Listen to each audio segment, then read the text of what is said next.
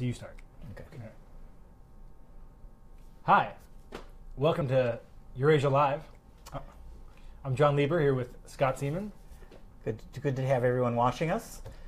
Today we're going to talk about the summit meeting between Prime Minister Shinzo Abe and President Trump, which is going to kick off today. Or I'm sorry, Trump is going to be meeting with Abe tomorrow, and then also continuing on through Saturday. So I wanted to just start off the conversation by asking you, especially since this is, correct me if I'm wrong, this is the second head of state meeting that Trump is having. After Theresa May from the UK, which was a much more subdued affair than what we're seeing here with Shinzo Abe. Okay, so that leads me into my first question. Is there something that we should read into the fact that maybe the UK summit was less extravagant, perhaps, as we expect this one to be? So one reading of this, and it's hard to know for sure because there's still a very small team at the White House who are coordinating all this stuff, is that this kind of extravagant meeting is designed to be a sign to China that Japan's kind of be the key ally in Asia, and the U.S. really wants to work well with Japan, play well with them, give them the best, roll out the red carpet, give Abe the best kind of treatment. And that's, this is an unusually long meeting. Most heads of state meetings are not this extravagant. They don't involve multiple days of golf and dinner and lunch with the wives and everything else. Mm-hmm. So Abe is really being given some unusual treatment by the Trump team. And I think there is something that can be read into that. Okay. And we know that obviously Trump is going to prepare in some way for this summit. That would be the expectation. Maybe, yeah. That would be the based expectation. on what we've seen of some of his leaked phone calls, it's not super obvious, but it could be. Okay, so given that, I guess one of the questions I have is when he's coming into this meeting, do you have a sense of, is he viewing the broad relationship in a positive way, or is he coming to maybe highlight some more negative things about the ties? Trump or Abe? Trump.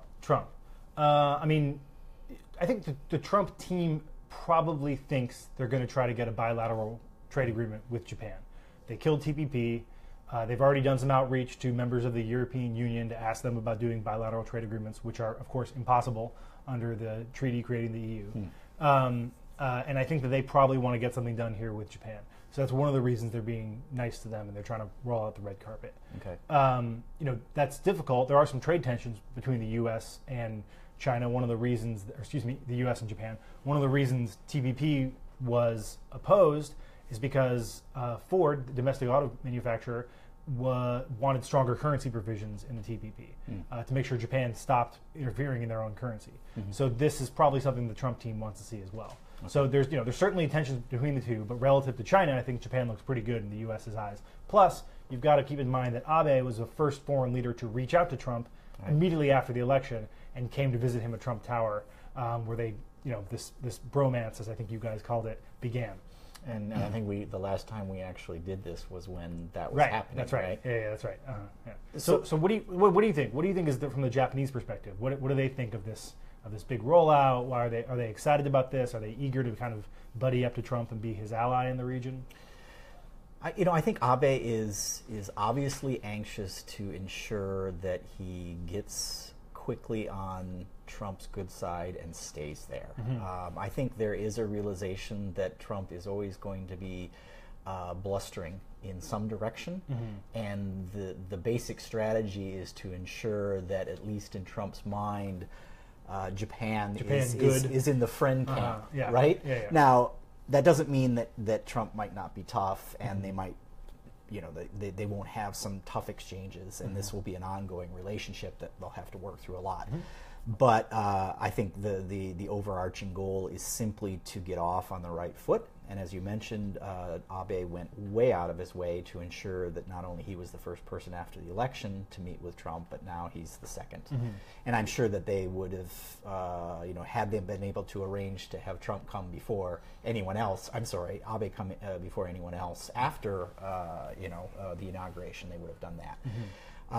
So, Abe obviously wants to build that personal relationship that he feels he's already kind of kick-started.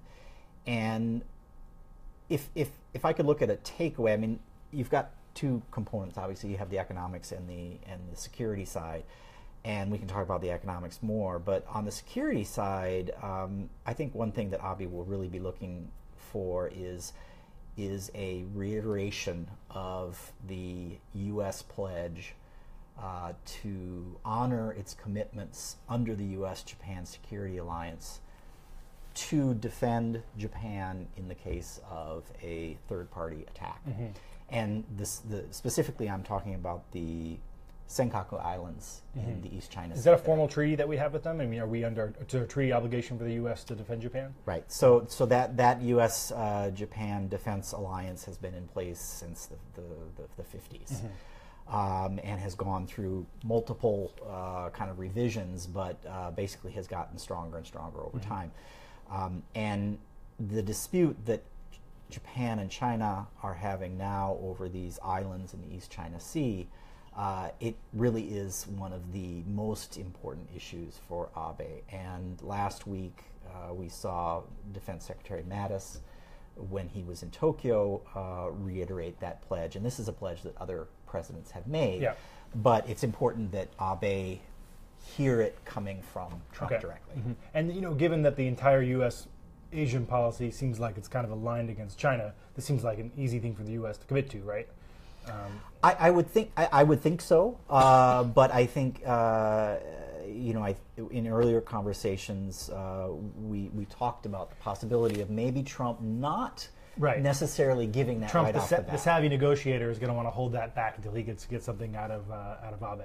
Right. And I have heard that there are people who have actually counseled Abe not to ask for that pledge from Trump at this particular meeting, to be satisfied for now with what Mattis said, and then perhaps wait for another opportunity. Because it's almost more important that the Chinese hear that than it is that the Japanese hear that too, right? And so maybe he doesn't need that pledge right away. Right. Do you think that, are they impressed by this? I mean, this relationship's kind of unusual, right? Like, I wouldn't have, if you'd asked me this in early November, I wouldn't have kind of thought that Japan would get this special treatment and that there would be this really aggressive, blossoming friendship between these two. I think it's motivated in part simply by the fact that Japan and the U.S., as I said, have been allies for decades. So every president is seen as someone that they need to meet with as quickly as possible and just reaffirm the strength of that security alliance. But clearly, you have North Korea continually being bellicose and talking about turning the world into a sea of fire. Right. And then you have pressure from China that is obviously interested in taking on a more hegemonic role in Asia. So those things are definitely pressures that are on Abe and that are motivating him to ensure that this relationship is really good. Is Japan ready for an FTA? At this point, I think no.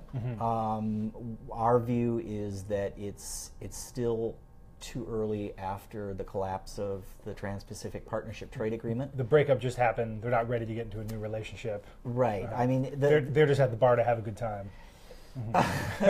Essentially, yes. I think they want to, make sure. I think for Abe politically, the TPP was really important to him. He put a lot of capital into ensuring that Japan stayed on track and then ratified the agreement, which, as far as I know, Japan is the only country so far that's done that.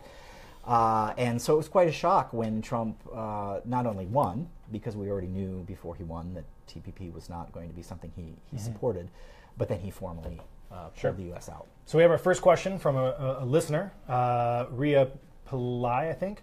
Sorry if I'm screwing that up. Who do you think is paying for Abe's trip to Mar-a-Lago? So Mar-a-Lago is the resort owned by President Trump in Florida, where they are hosting this historical summit. And there's some question about who's paying for it. Because of the Japanese, it's a private club. If the Japanese government is paying the Trump organization who owns Mar-a-Lago for their residence there, then it's a foreign government benefiting President Trump's personal fortune. If the U.S. government is paying for it, then it's Trump funneling money from the U.S. government back to himself. Previous presidents have hosted other foreign leaders at their own private residences, but generally as their guests. But since the Mar-a-Lago is a privately run club, it's really kind of unusual ethical stance that we're in. And it's kind of one of the interesting illustrations of the conflicts of interests of Donald Trump having this large real estate and business empire. I also saw recently something that suggested that there's obviously a Secret Service that needs to be in place in not only in Washington but also in New Trump York. Tower, and that they may in fact be paying for the DoD, space. DoD at the same time is looking for office space in Trump Tower where they want to set up for their secure communications, presidential protection, and that kind of stuff. Okay, so basically they're paying Trump to protect him. They're paying the Trump Tower, they're paying the Trump organization for real estate that they need to have in order to get in there. So it's kind of an unusual situation. I actually wanted to ask this format that we're seeing of meeting in Washington and then going down to Florida to have some kind of more informal time together. Is that something that we think Trump will repeat? Is this kind of his way of breaking with convention, and he's kind of not only hosting foreign leaders, but in fact he's kind of in the role of he's entertaining He's showing them them. a good time. He's showing them a good time. I don't know. I think Trump has said a lot of business gets done on the golf course. So I think the unusual thing to me is breaking it up, like doing some of it in D.C. and formal, having the formality of a state visit, and then doing the rest of it down in Mar-a-Lago where they can kind of relax together. So maybe they're experimenting with something new. I mean, this is a new style of people, new regime in town. So, but it'd be interesting to see if this is repeated for other foreign leaders. Our new question from Jorit Sterk: why would any nation, Japan especially, be open to a new bilateral treaty with the U.S. when the TPP was ripped to shreds?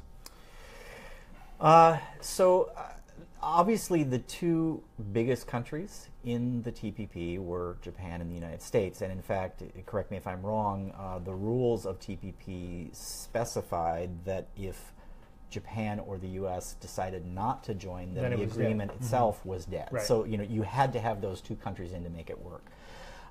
As I mentioned, I think that Japan needs to take a breather. I think there are some hurt feelings in Japan. They're home on the couch eating bonbons. With ice cream, really food. Feeling bad and calling each other and talking through it. But at the end of the day, the TPP was really central to Abe's plans to try to revitalize the Japanese economy, to spur domestic reform. It really was the core of a lot of what he wanted to do to support more robust growth. Mm-hmm. So if he can't have TPP, again, he's not going to race into a bilateral, but I'm sure there are plenty of people who say, look, we can't have everything, but we need something. He's willing to listen if the U.S. says that they can change and they want him back.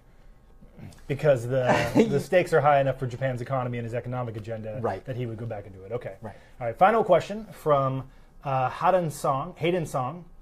Will Japan's shrinking economy cause populism to rise? Interesting question. You've seen a rise in populism in the U.S. And in Europe. Japan remains a ethnically homogenous society and also one of the most politically stable, with Abe now likely to head into a third term. Is there a populist surge on the horizon for Japan? There are a couple of figures right now. One is Governor Koike, who's the governor of Tokyo, who has somewhat of something of a populist bent to her, and is actually quite popular and doing very well right now.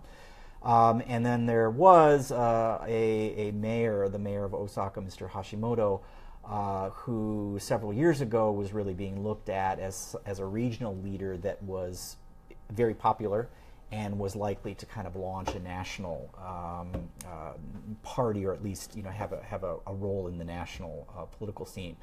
But I don't really see anything that resembles the populism that we're seeing here. Mm-hmm. There are always fringe groups. There are certainly groups on the right in Japan that make noise from time to time. But I haven't seen any serious politicians kind of start reaching out to groups that may be somewhat outside of normal politics. Mm-hmm. And so I don't, and there's a history in Japan of kind of avoiding that type of trend. Mm-hmm. So I don't see that happening. But I guess if there is a populist element, it's just the idea that there are these regional leaders that from time to time emerge and want to really influence the national debate. Great. Cool. Well, thank you all so much for joining myself and Scott Seaman, and of course, Mini Shinzo Abe, who have just joined us here today, and it's an honor to have you with us, sir. Look forward to seeing you all next time on Eurasia Live. Thank you.